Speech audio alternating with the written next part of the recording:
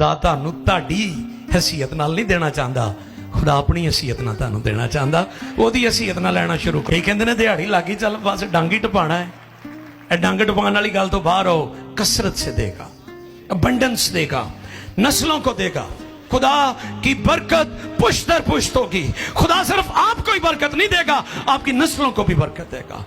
आपकी आने वाली नस्लें भी बाबरकत होंगी। खुदा आपको कसरत से देना चाहता, वो आपको छोड़ेगा नहीं।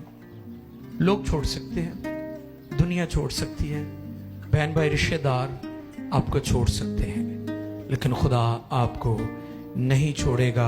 खुदा आपको देगा, आप रिसीव करेंगे और आप कंसीव करेंगे।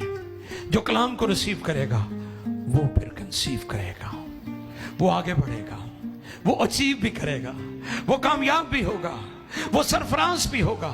खुदा उसे पस्तियों से उठाएगा और बुलंदियों पर ले जाएगा।